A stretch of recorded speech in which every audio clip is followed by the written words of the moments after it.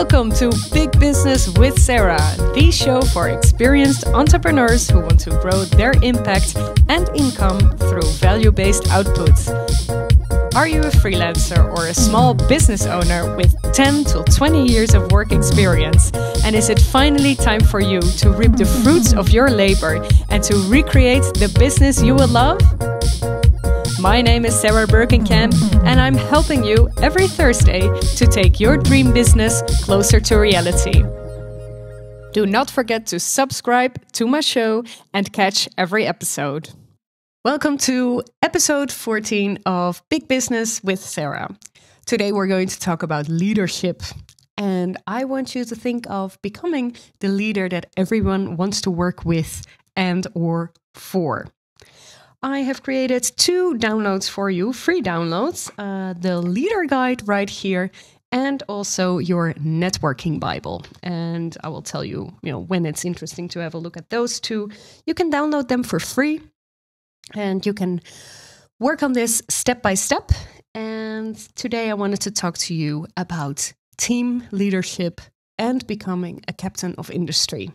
But before I do that, I would like to emphasize that today is the day that my waitlist for the Big Business course for the next round is open again. I'm very excited. Whereas the Big Business course, the first round was only including private coaching, I'm also opening the doors for group coaching. And I'm so much looking forward to helping a lovely group of entrepreneurs to reach their goals and really step into that big business of theirs. And you don't need to have to stay small. You can become big. And even though you're not making money at the right at the beginning of this adventure, you will learn a lot of skills. And I don't want to toot my own horn here, but I'm creating the modules as we speak, and they are really, really good. There's so much value inside of this. And I'm talking to my coachees who are doing the first round of Big Business, and it's so lovely that I can point them towards the videos, the modules, because that will really help them to create that big business. And it's like making a puzzle and just putting the pieces in the right places. So very excited about that, and I'm sure I can help you as well. If you want to know more, by the way, slide into my DMs. You can find me on Instagram on Sarah Big Business, so we can talk about this. Yay! Let's begin. So I just said that we are going to talk about team leadership and industry leadership. And I wanted to start with you about talking about team leadership. And maybe you're thinking, you know what, Sarah, I don't have a team, but do you have a bookkeeper? Do you maybe have a virtual assistant working for you? Do you have a graphic designer or a video editor helping you with some things in your business? As soon as you're starting to work with people that they are going to help you, you are having a team. And so I want you to think and step into that team leadership role and start creating a team culture. The first step I want you to take, or actually the first mantra I want to share with you, is never instruct, lead the way. And this is already, I can just say this, never instruct, lead the way, have fun. No, I'm also going to explain you a little bit how, or have some examples for you that will help you understand what I mean. One time in my career, I had a boss. She was really a boss. She was not a leader. I had a boss, and she was completely micromanaging me. And probably you are listening to this, you are probably a business owner, so you probably don't really like people micromanaging you, I'm kind of guessing. But I really do not like it when people do that. If people tell me people can tell me what to do, but not how to do it. That's a little bit the difference. And she was micromanaging me till every detail. And I remember sitting behind my computer, and she was kind of, leaning towards me. And my producer was sitting here. My husband, he knows that I really don't like it when people, kind of lean on my chair and having a look. And it was just so frustrating. Not just mentally, but also physically. And she was just micromanaging me way too much.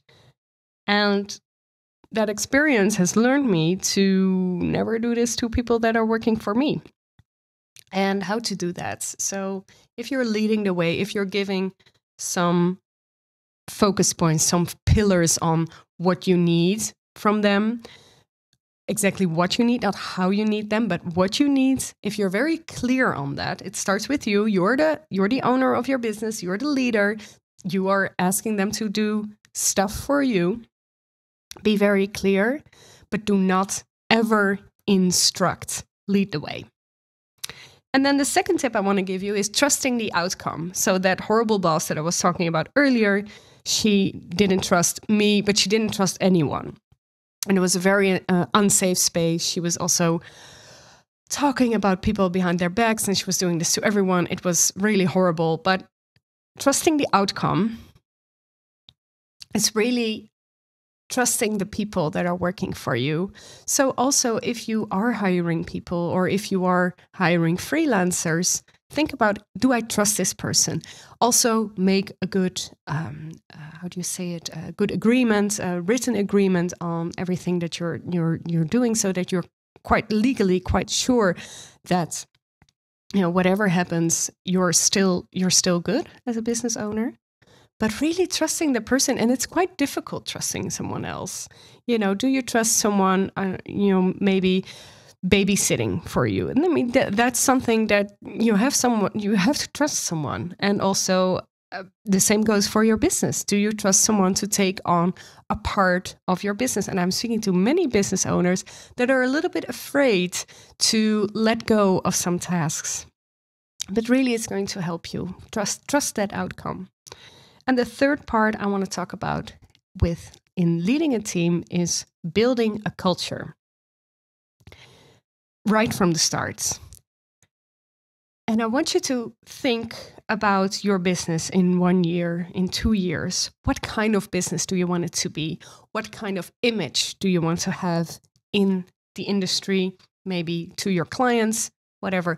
What kind of businesses do you like? So for instance, if you are already working with a client, maybe if you're thinking, you know what, actually, I really like the way the people in the office behave. There's not too much pressure. People look happy. There's a lot of entertainment for them. I'm just making something up here. But building that culture from the start is really important. And that starts with your golden rules. So what are for you rules that you find very important? So for instance, for me, in my team, I loved people to be proactive. I want people to really to be invested in the content that I'm sharing. And I am asking them also to join in, to listen, to read, etc. And maybe say things like, Sarah, have you thought of a quiz funnel in your website, for instance, that will help people more easily find you and more easily buy something from you, etc. I love that when people say that. Or maybe one of my team members is saying, you know what, Sarah, you should stop saying all the time on your podcasts. I'm really working on that. I love that. Be honest. Share that with me. Another rule could be that it's okay to make a mistake, but not make it a second time, and be honest about it. That is something that I find very important. Something else that I find very important is don't be sloppy. I have noticed this for many, many times when I was leading teams, not my current team, but previous teams, that when people were sloppy, I had to ask them, do you still like what you're doing? That's something that you can ask in that case. If you're finding someone who's not really keeping up, do you still like what you're doing? And that's also makes them realize, you know what, I actually do like what I'm doing. I should focus on this. Actually, I just saw the Julia Child's episode on, she was working with the director. He was not liking it. He was feeling too good to host a cooking show. You should really watch it. It's on HBO Max. And he kind of switched completely when he realized, you know what, I'm always whining. I should just really, go for it. And then he was taking it super seriously. And it's so lovely to see. Really, you should look it up. I think it's just called Julia. No, Julia, that's it. Yes. My producer is nodding, and it's great work. I love it. And it's also very nice, actually, seeing her working in front of the camera, working really hard, not understanding television. And of course, it reminds me of me here with this improvised studio here in my home, working really hard, trying to make interesting episodes all the time for you. I'm not saying I'm Julia Child. I wish I was, but yeah, I recognize some parts. And so if you are a content creator, please do have a look at it. And it's such a lovely character also, and great actress also. Anyway, that's what I wanted to talk to you about team leadership. Never instruct, lead the way, trust the outcome, and build a culture. Then the second part I want to talk to you about is being a captain of industry, leading your industry. And this is a little bit different and difficult also. I first want you to start to think about the impact you want to make. Understanding your industry, understanding your sector, understanding the world, and thinking of the things that you want to change, things that you don't like, maybe even. What is something in your life that you don't like? For instance, I don't like it that female business owners are always being set aside as, you know what, a web shop is not a career. There's a Dutch entrepreneur, female entrepreneur, by the way, who said that. I think it was 10 years ago. And I remember thinking, why not? This company was making millions of euros. And still she was saying, you know what, owning a web shop is not a career. But it is. It is. So that is something I want to change. So I want to make an impact for female business owners. Of course, male business owners can apply. I mean, I am coaching male business owners. It's fine.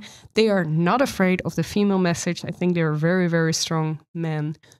But creating that impact for women and making them realize that their small business, their freelance business could actually become a big business. Step into that role. That's the impact I want to make in my industry, in the coaching business industry and in the cultural industry.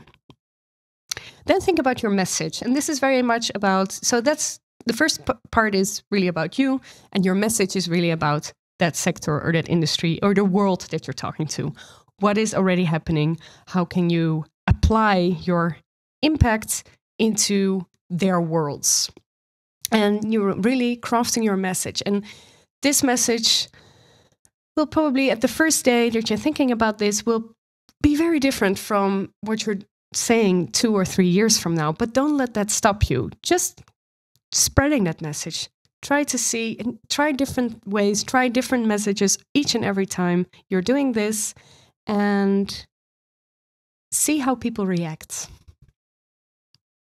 And then I want you to ask how to make money out of being that captain of industry role.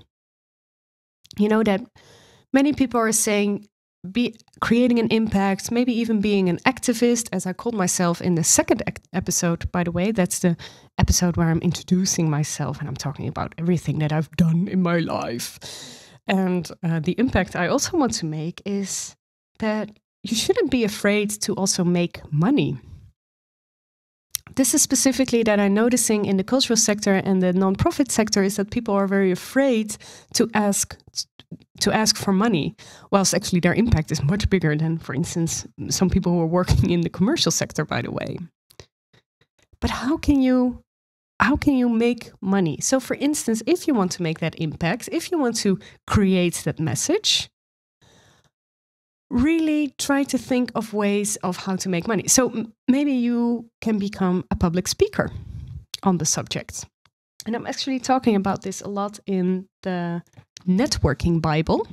And it's about 7 tools to broaden your horizon. And it's really about becoming that keynote speaker, for instance, is about creating that content, creating that value, and crafting your message.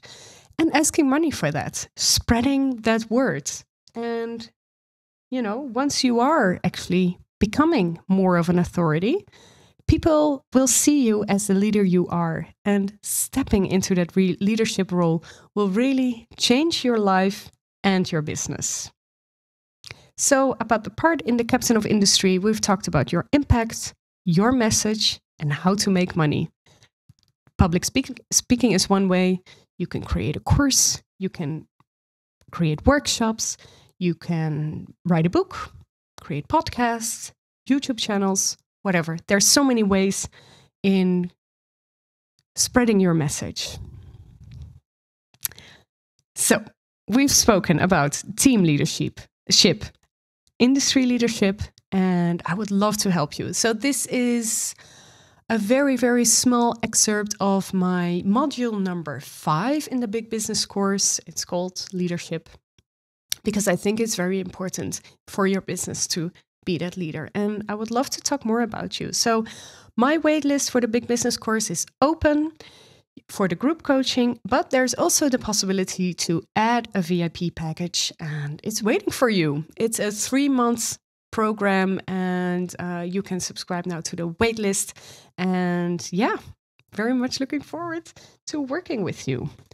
And I still have those 2 free guides for you, the Networking Bible and the Leader Guide, that will help you with these 2 leadership parts.